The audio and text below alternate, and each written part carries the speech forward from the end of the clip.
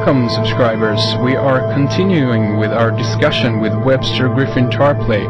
And like I mentioned during our regular show, I'd really like to get into now the area of the Venetians. Basically, I don't know where to begin here, because I've got very sporadic bits of information here and there from different sources, and I'll imagine much of it is from Webster also. But to get things going here, let me first ask you here, how far back do we need to go to kind of begin to pick up a thread here and there? Maybe we can move on to, who are the Venetians and what are their connection to the modern world today, Webster? All right, I guess this is a tall order, but let's see what we can do. The Venetians, of course, claim that they were founded in those lagoons at the top of the Adriatic at the time that Attila the Hun went by, so maybe 450 AD or sometime like that at the end of the Roman Empire. That is probably a little bit fanciful, but there are pretty old colonies there in the Venetian lagoons, because once you got inside, it was easier to avoid some power approaching on the land. It's important to see the Venetians are certainly around, in the years after 800 AD, and we know this because they take the side of the Byzantine Empire against successors of Charlemagne, right? The Franks. They take the side of the Byzantines against King Pepin. So this is the so-called Pax Nicephori, where the Venetians claim that they're not part of the Western world, but they're part of the Eastern or Byzantine Empire, and that's something that they continue to have this Oriental characteristic to them.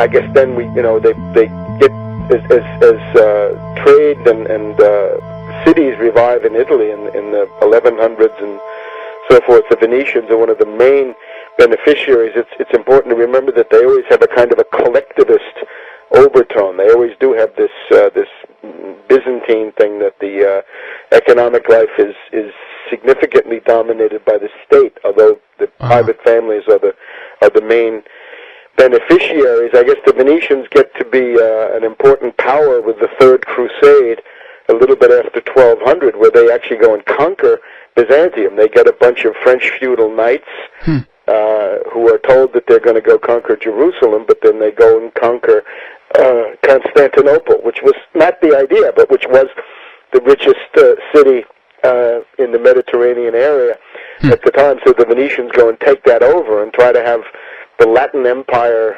of the East, which doesn't last for too long. The Venetians build at the first part of this, they're just about always a naval power based in the lagoons only. In the 1300s and 1400s, they acquire a land empire in Italy, and as Machiavelli writes and others, Aeneas Silvius Piccolomini, Pope Pius II observe in the 1400s and 1500s, they're trying really to conquer most of Italy, but they don't succeed. And in doing this, they're trying to use this method of geopolitics. That is, they're always trying to ally with the second strongest competitor against the strongest competitor, and therefore to eliminate the strongest competitor, and also to try to eliminate or weaken the one that they're allied with. It's not a good idea to be allied with the Venetians. And the key moment in all this then becomes the year 1509. It's almost completely forgotten by most people, but most historians even. But at the beginning of the modern era, and really the close of the Renaissance and the beginning of the modern era as we've known it, there's a world war in Europe, and it is called the War of the League of Cambrai. Does this ring a bell at all? No, actually it don't. Okay, so we're in 1509. It's the War of the League of Cambrai. And it is essentially an alliance of just about every European and Italian state against the Venetians, because the Venetians have antagonized all of them. It's something like what the British found in the Boer War around 1900, when they found themselves in trouble and everybody hated them, or indeed what the United States is finding today. We're having a League of Cambrai moment here right now, where they're basically everybody in the world turning against the United States based on this built-up resentment and antagonism. Yeah. In 1509, it was simply this. You've got the Pope, Julius II de la Rovere. You've got the Holy Roman Emperor Maximilian. You've got the King of France. You've got the King of Spain, Ferdinand. You even have the English for a while in a war against the Venetians. So they all gang up on the Venetians, along with many other Italian states, Milan and some of the smaller ones. So they're all ganging up on the Venetians, and we have this famous battle in Venetian history. It's the turning point, the Battle of Agnadello, May 1509, which is when the French army annihilates the Venetian army and basically conquers the entire land empire that the Venetians had built up over 200 years. As Machiavelli said, they lost in one day what it had taken them several hundred years to accumulate.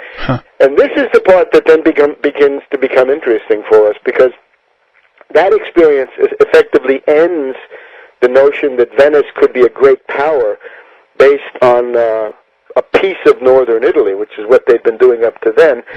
So at that point, they begin to think about a number of things. One is what I call metastasis. It's usually the process by which a cancer goes from one place to another inside the body, right? When it spreads, what the Venetians do is they begin to export their doctrine, their ideas, and their money, and their families. They begin to invest. They begin to look for places outside of Venice where this form of oligarchical domination that they're accustomed to could be continued. And they look at the French, and they create a Venetian party in France. They create a significant part of the Dutch, significant Venetian party in the Netherlands.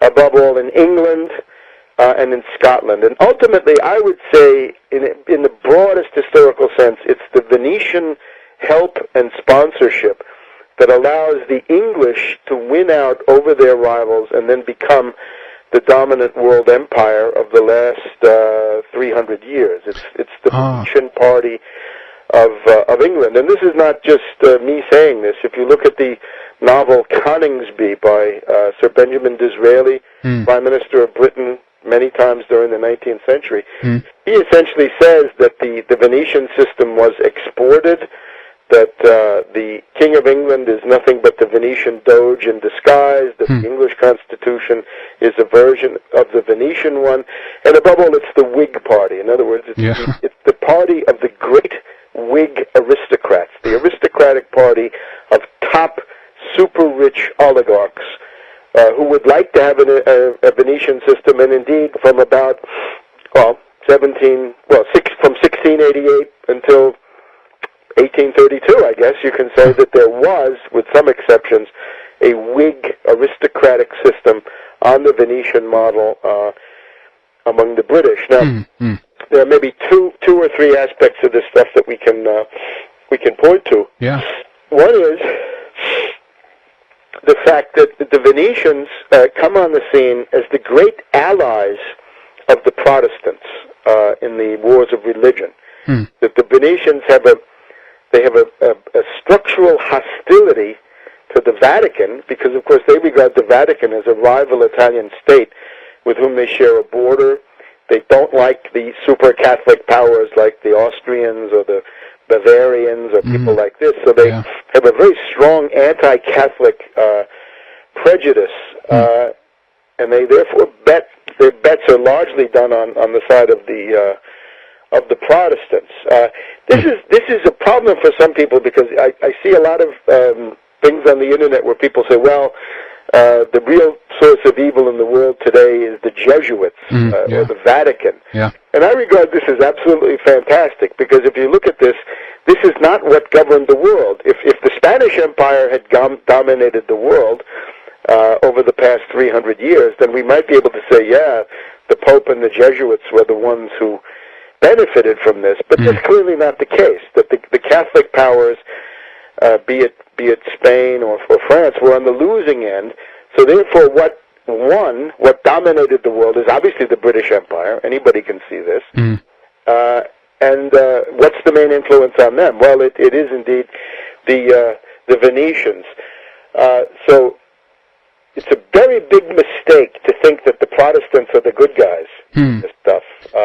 And this is a tremendously deeply rooted prejudice that you see in the historiography of the 30 Years' War, right? Gustavus Adolphus and what he means for Central Europe and the role of Sweden as a great power. All of this is based on the idea that somehow the Protestants are the good guys and the Catholics are automatically the bad guys.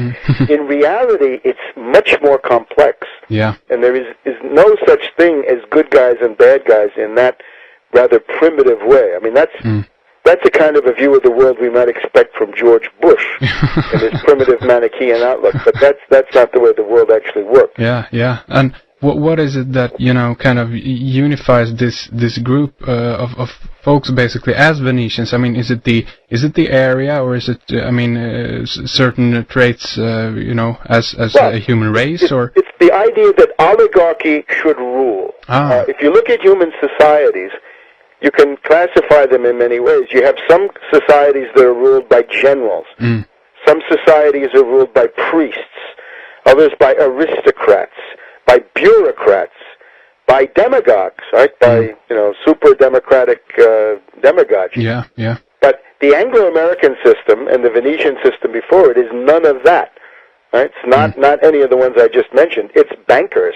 It's financiers. And that is essentially the model that has conquered the world. If you look at the world today, if you go to Latin America, the notion of oligarchy is pervasive.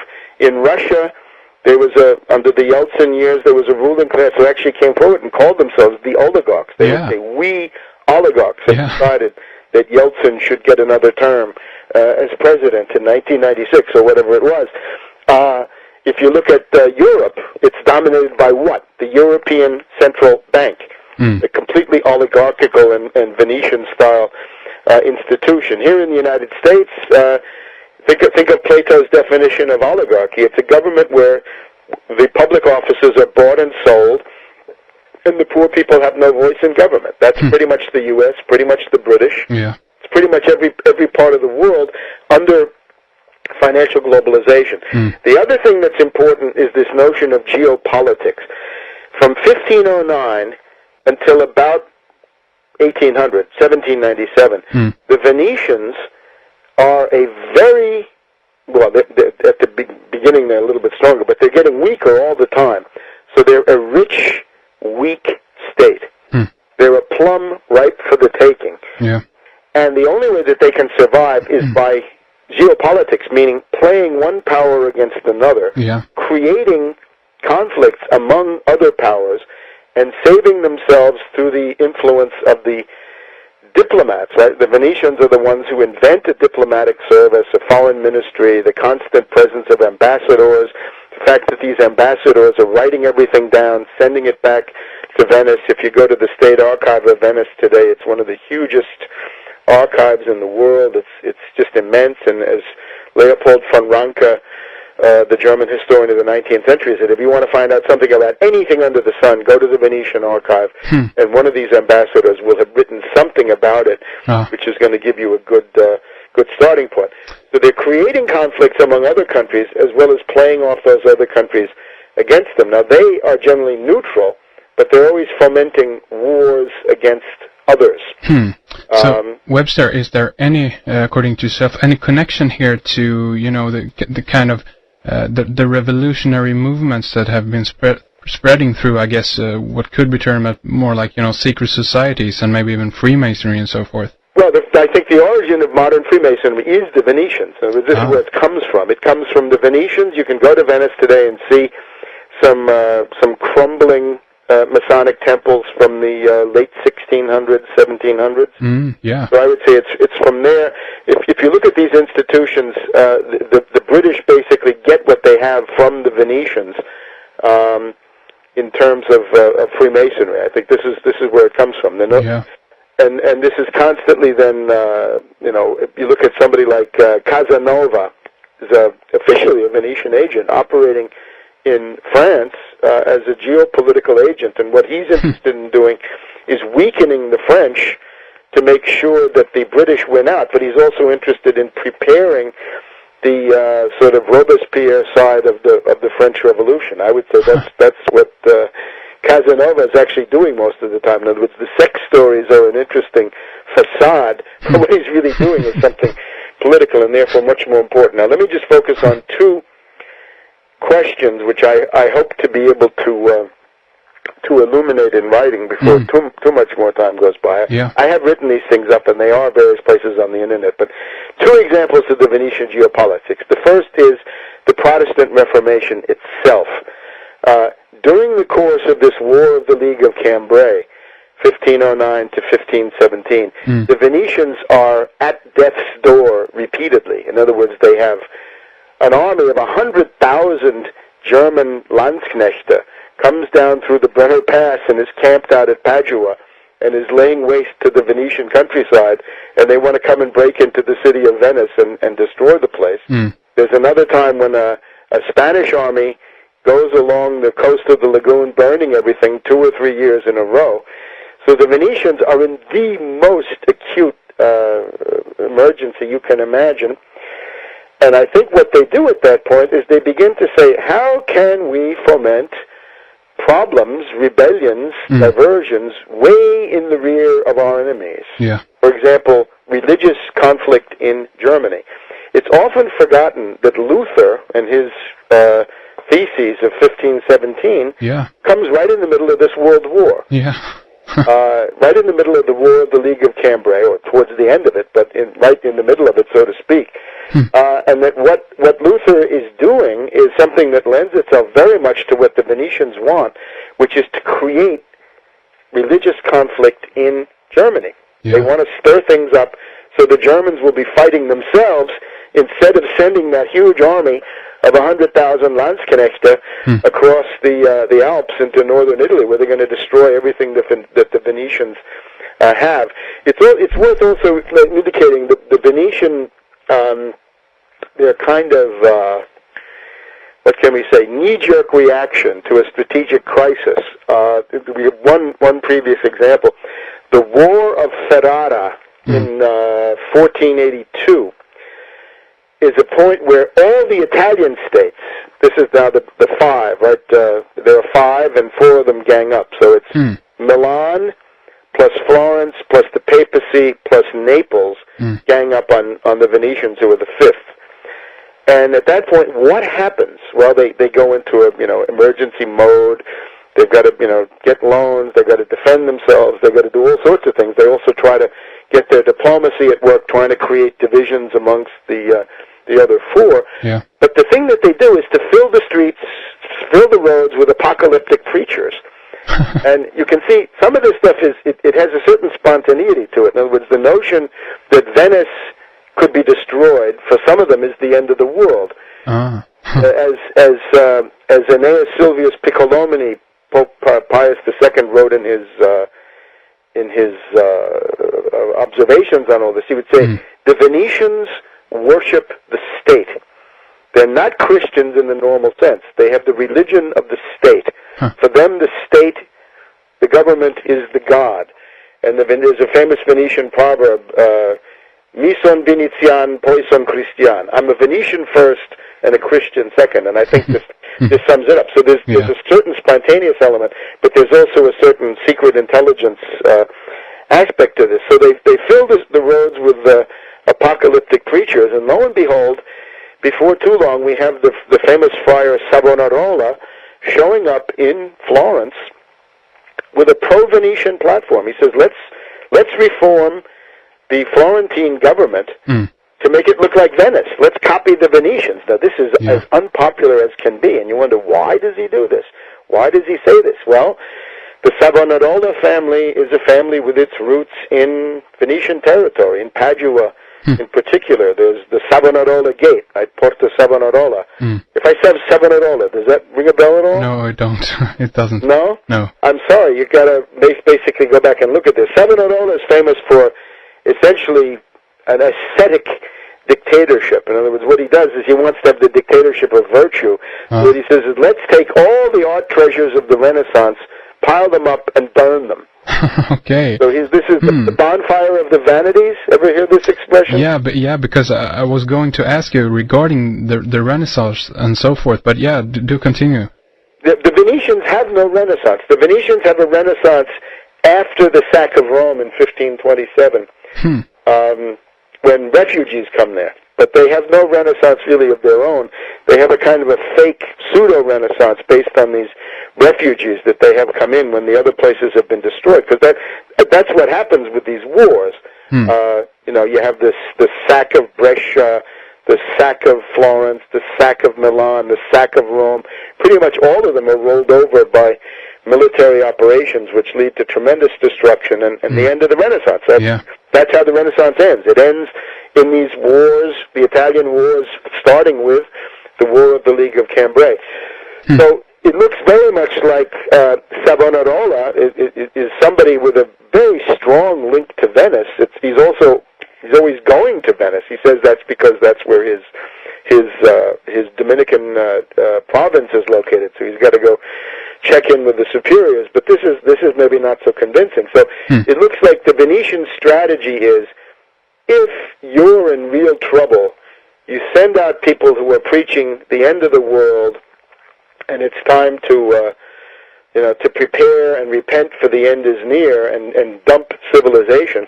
So Savonarola is one example of this. I mean, he does it before Calvin does it in Geneva. He does the Reformation at the level of a city. That's pretty much what he does.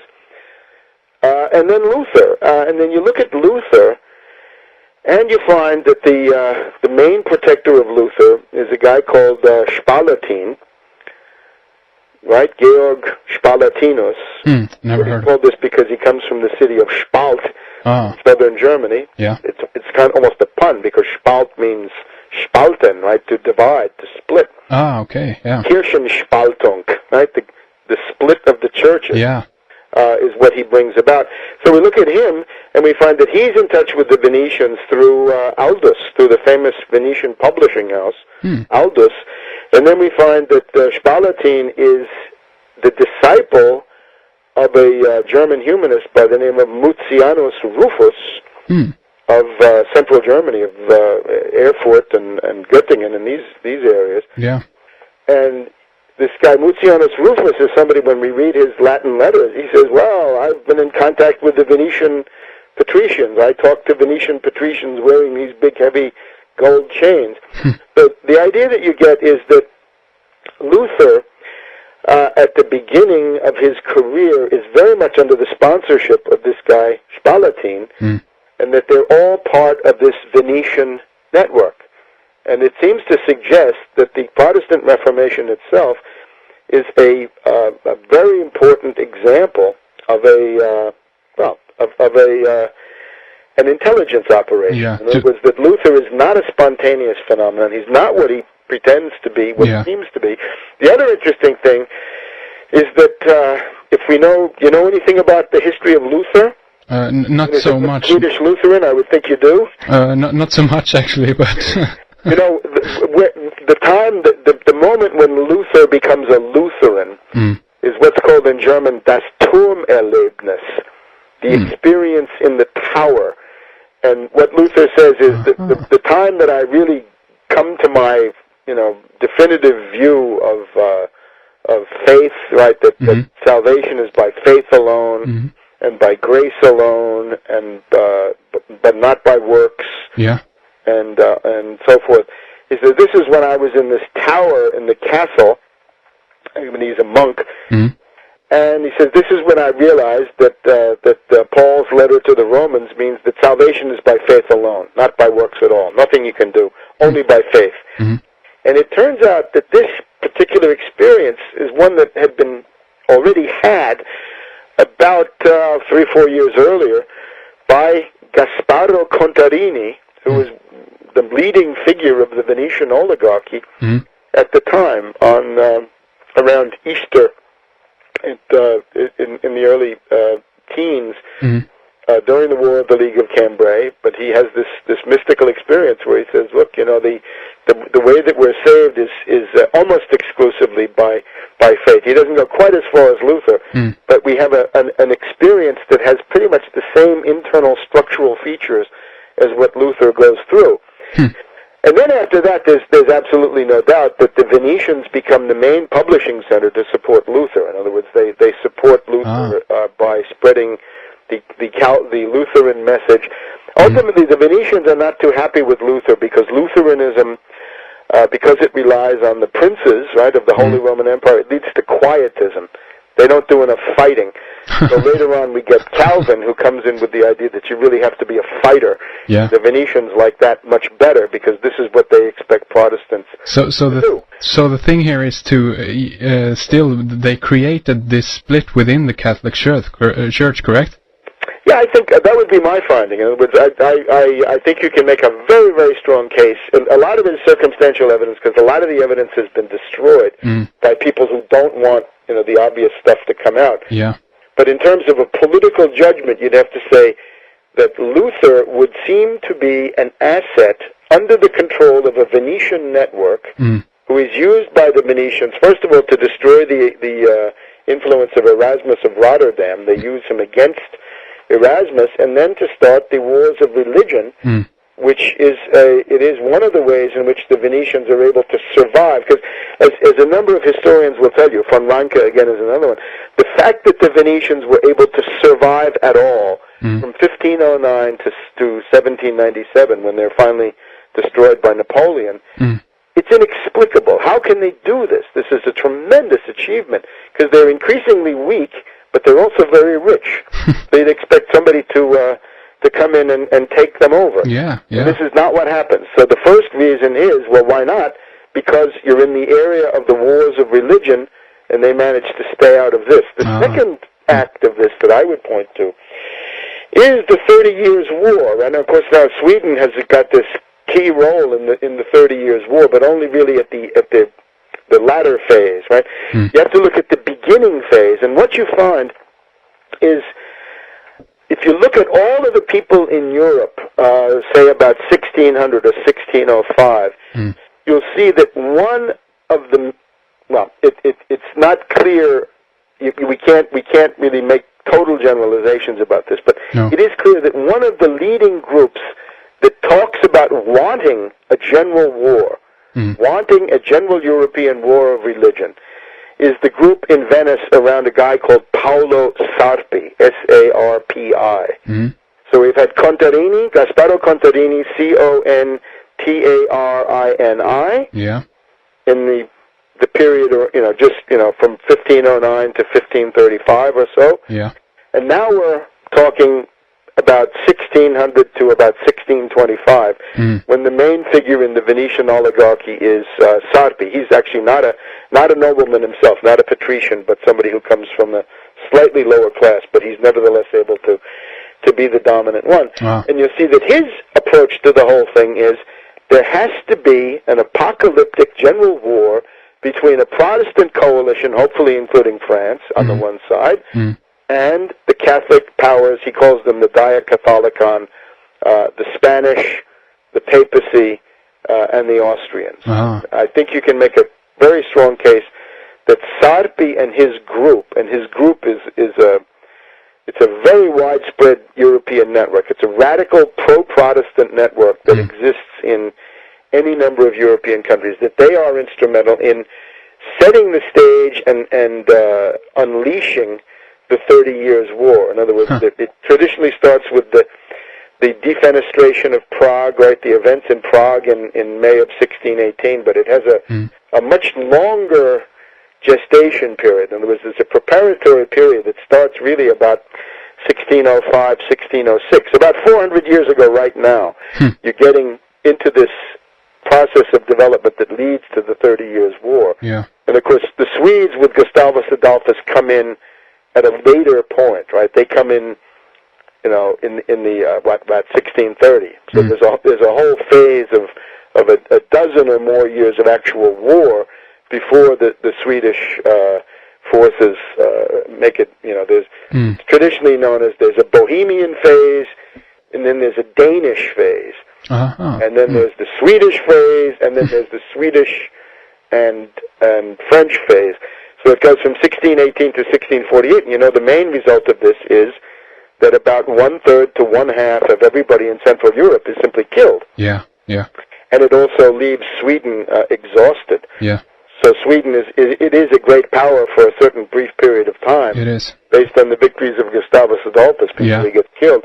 But then it turns out not to have been a good thing for Sweden anyway. The result of this is, from the Venetian point of view, is that they are able to survive at a time when nobody would have expected them to be able to survive. So if you think about this, what's the comparison? The comparison is the U.S. and the British today are really pretty much in the same situation as the Venetians then. Yeah. That these are dying, it's a dying empire, and what they want to do is to use geopolitical tools and, above all, the manipulation of religion. See, this is the interesting thing. Yeah. The Venetians subscribe to the Byzantine theory of religion. Yeah. And the Byzantine Empire approach to religion is simply, religion serves the state.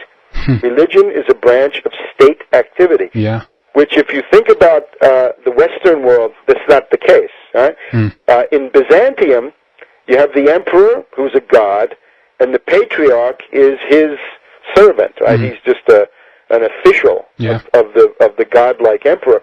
In the West, different, because the Pope is one guy, and the emperor or the king is a totally different person, and they fight. So there's a religious sphere and there's a state sphere. The Venetians say, no. Religion belongs to the state.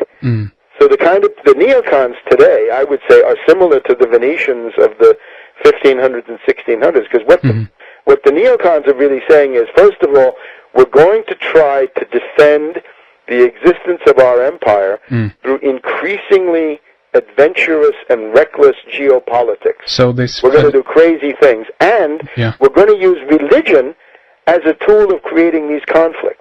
So this is a philosophy that they exported basically from the start, and now we can have we might be having folks in power then that are studying this philosophy and maybe know how to go about to basically survive through this period. Well, I think the people you have today, of course, they're subscribers to a very crude, simplified, primitive version of the whole thing, which is to create conflicts, artificial conflicts, and to use them to maintain power. If you look at the neocons, some people say the neocons are students of Hegel. I don't see any evidence that Hegel has really much influence in Britain or the United States at all. But what I do see is that they have understood the Venetian system, which is simply geopolitics. In other words, ally with one group against another. In other words, a simple example would be the U.S. and the British are obviously trying to use India against China, against the Arab world, and so forth, and they against Iran and against Pakistan. So they would like India to be cannon fodder and an asset, an expendable asset in this geopolitical project that they have. So that would be an example of geopolitics, right? The U.S. nuclear deal with India would be basically saying, let's use India as an expendable pawn against these other enemies. The U.S. would like to use Europe, obviously. If you look at Hillary Clinton says that she will attack Iran faster than Bush, better than Bush. Hillary says, I can get you European troops and European money, but Bush can't get you. So Europe would be used as a tool. So if you succumb to this 9/11 mentality, you're soon going to find yourself attacking Iran. I mean, I got to ask you, Webster, I mean, what's your take here? Where do you think that we'll end up here in a couple of years, basically, down the road, so to speak? I would say that the great imperative now is, of course, 9/11 truth. In other words, the official myth has got to be demolished, and we don't have time to go through all of the ways that this is being done. But no. We've had a lot of breakthroughs of the 9/11 truth movement into cable television over the past 3, 4, 5 months. You've got this movie Loose Change, which is going around the world and impacting tens of millions, hundreds of millions of people. I mean, it even was on a show here in Sweden on the main the state news channel. That's what is tremendously valuable. Obviously, it doesn't come to any really conclusive findings, but it does plant doubt. In other words, it shows people that the official version cannot be true, and I think that's already a great deal. Yeah.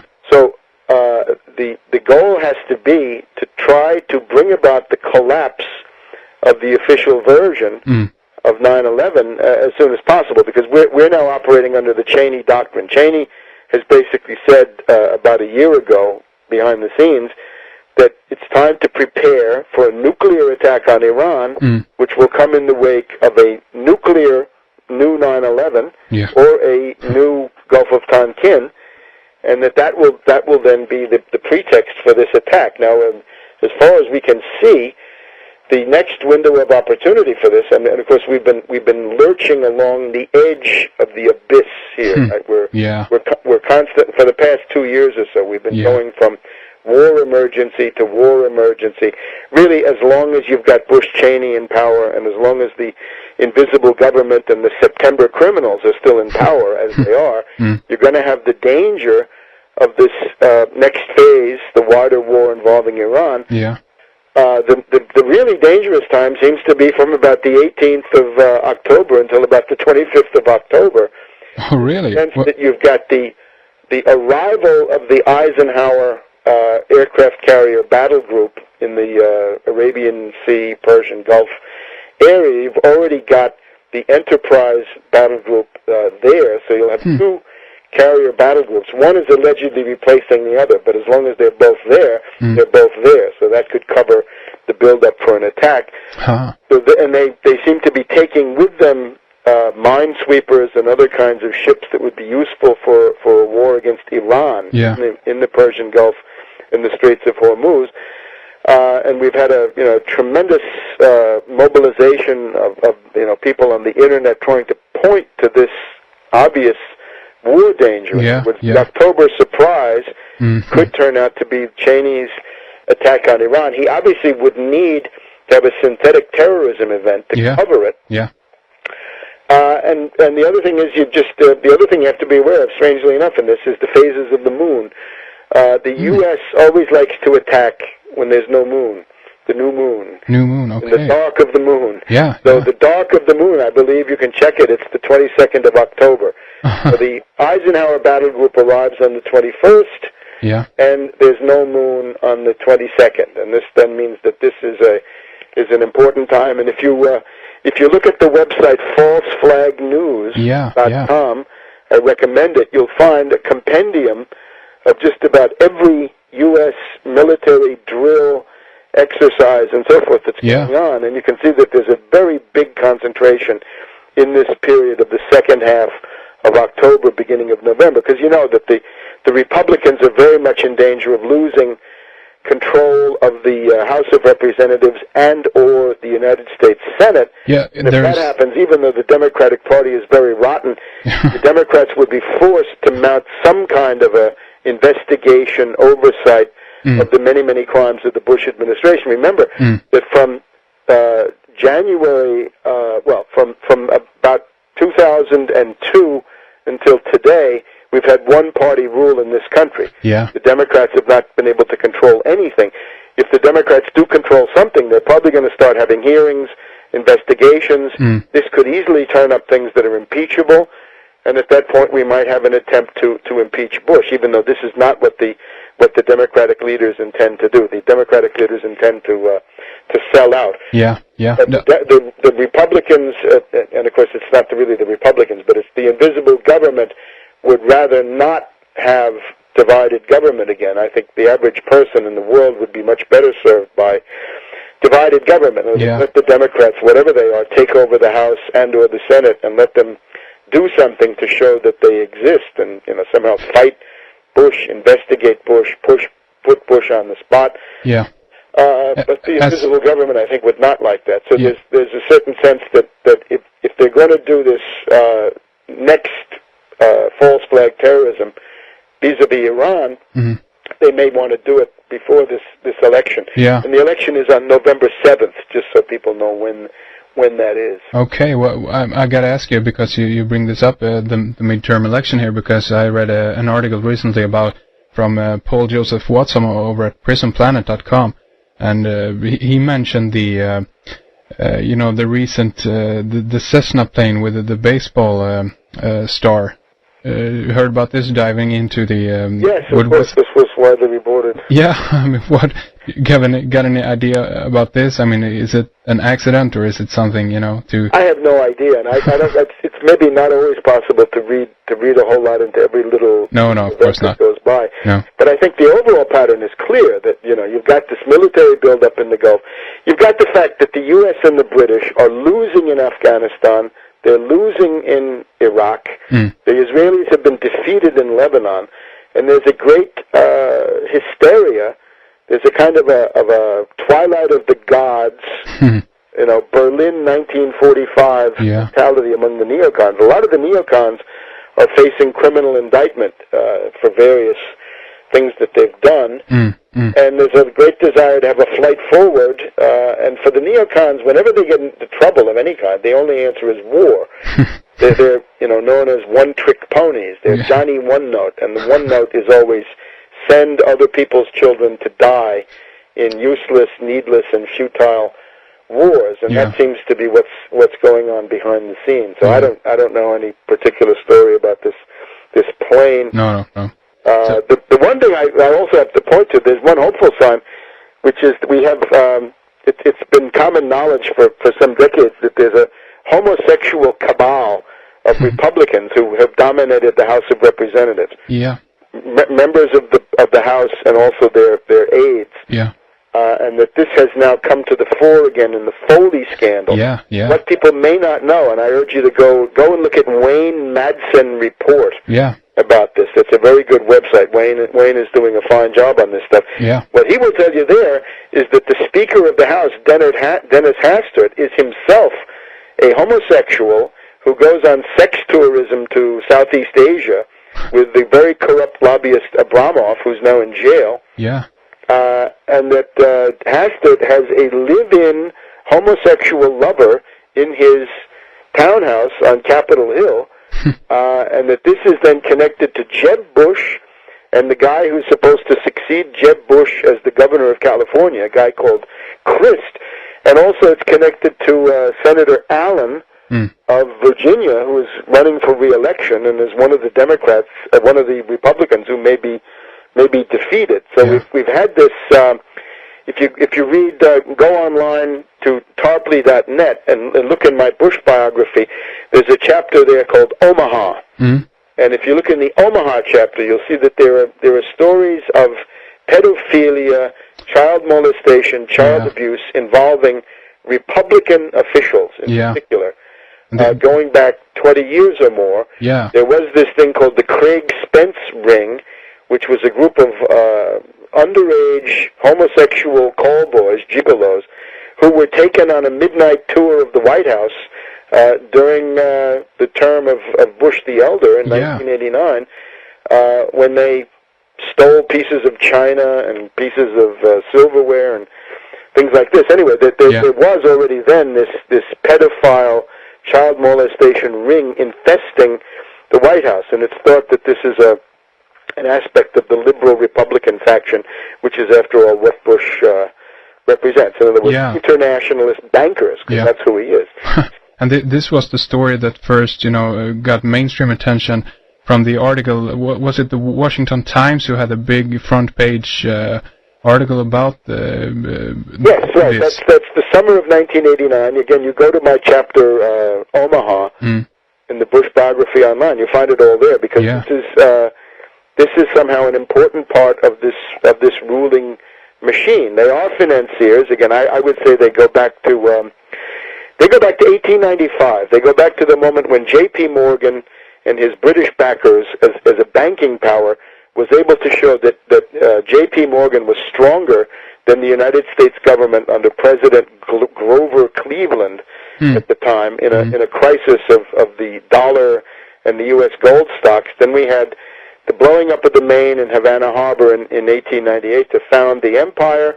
We had the assassination of William McKinley, who was an old conservative Republican, and his replacement with Theodore Roosevelt, who was the beginning of the modern liberal Republicans, who had a lot of these same psychological problems that we see today among these child molesters, I would say. Yeah. Then you get, the Federal Reserve, the FBI. Woodrow Wilson is another puppet of the House of Morgan, and with Woodrow Wilson, you get the U.S. coming into World War I on the side of the British. So the empire is founded. These are the same circles that attempted to kill Franklin D. Roosevelt in 1933. They tried to organize a fascist march on Washington, also in 1933, to stop Roosevelt from carrying out the 100 days of the New Deal. Yeah.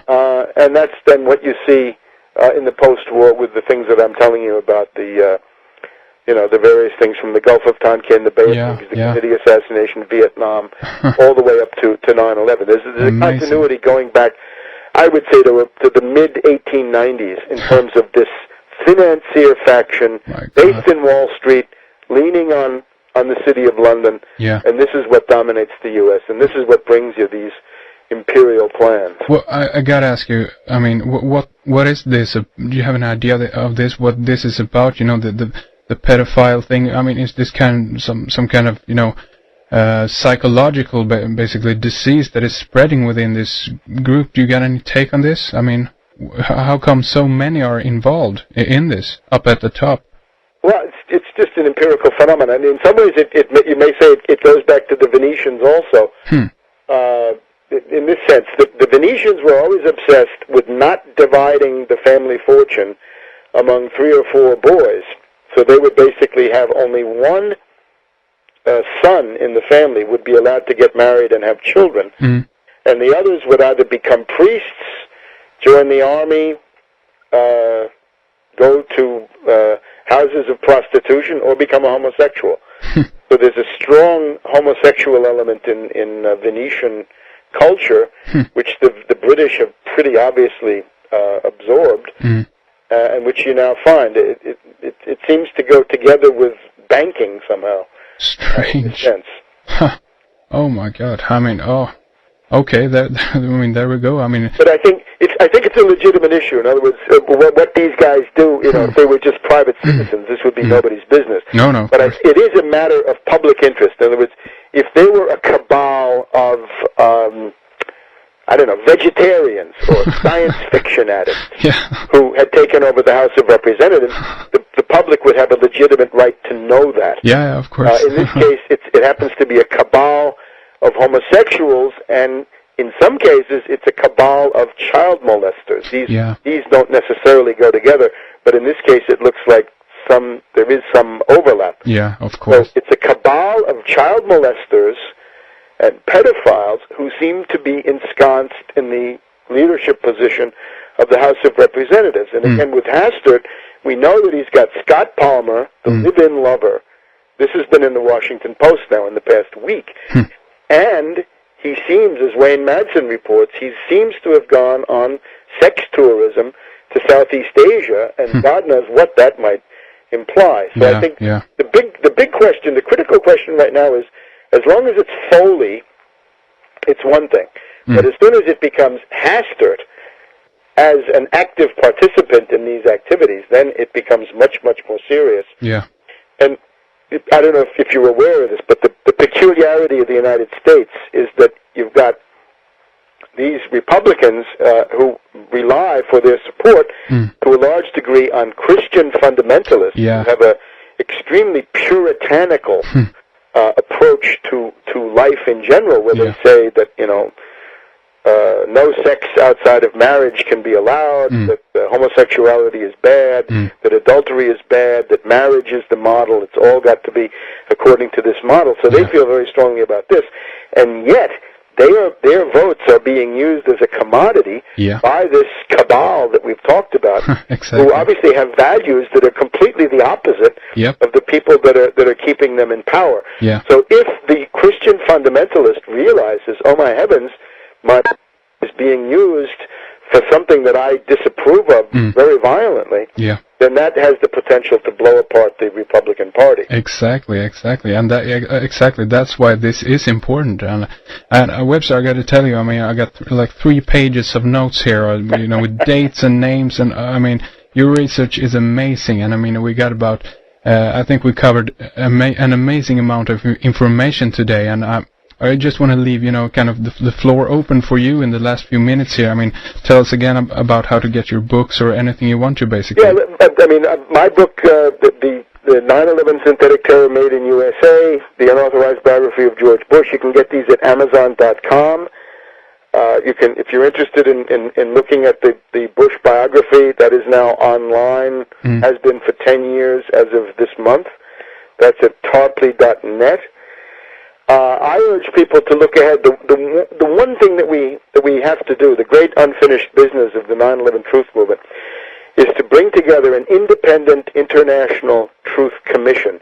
People may remember the Russell-Sartre Vietnam Tribunal. You should remember it because it met in Sweden and in Denmark in 1966 to 1967. And this was a jury of very famous international people, sort of a Nobel Prize caliber. It had Lázaro Cárdenas, the former president of Mexico. It had famous writers, famous humanitarians, scientists, statesmen, politicians, Simone de Beauvoir, all kinds of very distinguished people were on the actual jury, right, the commission itself, and they heard presentations about U.S. war crimes in Vietnam, and this essentially destroyed the credibility of the Vietnam War in the eyes of world public opinion. And what we need right now is a similar commission, truth commission, I would say, internationally organized, that would meet, have that same caliber of person on the commission, and then hear presentations from people like me about the various, it's about 6 or 8 or 10 critical aspects of 9/11, where the official version is the weakest and where it's important to put forward a version of what actually happened. Jimmy Walter, the very famous political philanthropist, has been to Venezuela. The government of Hugo Chavez of Venezuela has expressed great interest in this idea. President Chavez has been the most outspoken head of state in attacking the official version, right, saying Bush, may be implicated in blowing up these buildings. That's certainly the closest thing to 9/11 truth that the world has heard from somebody of that level. We've got Mahathir Mohamad, probably the most intelligent Islamic statesman in the world, who's also interested in the idea. I know, just personally, I was in Europe just now for the 5th anniversary. We had a meeting in Berlin of the German Netzwerk, the 9/11 Truth Network, with Andreas von Bülow, Gerhard Wisniewski, Matthias Brückers. They're in favor of the International Truth Commission. I was in Ireland with Morgan Stack. The Irish group is very much on board. The British group is very much on board. I also I appeared at a lecture in southern Germany in one of the suburbs of Basel, Switzerland, on the 10th of September, about 160 people there, but that group is also in favor of the Independent International Truth Commission, and I also took part in what I think was the largest of the 9/11 events anywhere in the world for the 5th anniversary, was the Bologna Conference, which was about 700 people, with Giulietto Chiesa, the member of the European Parliament, who's taken up 9/11 and brought that into the Brussels European Parliament. He's actively organizing for the Independent Truth Commission, and my friend Maurizio Blondet, who has written the main Italian book on the subject. So you've got this tremendous international constellation of forces who are now coming together around the idea of an independent international truth commission, modeled pretty much on the on the Russell Tribunal of the Vietnam era, and that this has to be done again sometime in the very, very near future. And I would hope to do it on a true international basis with all the main elements of humanity represented. In other words, you're going to need people from Russia, China, India, Black Africa, Latin America, the Middle East, Israel. You're going to need people from all over the world to come to an authoritative verdict that the official U.S. government version is a tissue of lies, and then maybe to advance some ideas about what actually happened. Fantastic. I mean, so I urge everybody. That's something that everybody in the world can contribute to and take part in. And I hope people in in your listening area will do that. Because yeah. Scandinavia, as I say, they were absolutely critical the first time around, and they may be again this time. Yeah. I mean, that's very good news. And I mean, again, I mean, let us know if you want to, talk to us again, and we certainly want to let you on air any time here. So, I mean, I want to thank you so much for coming on, Webster. This has been an amazing interview. So, thank you very much. It's my pleasure. Thank you.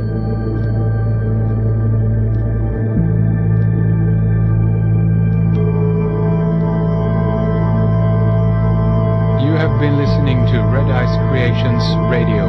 Thank you for being a subscriber. Your support keeps redicecreations.com alive. Until next time, take care.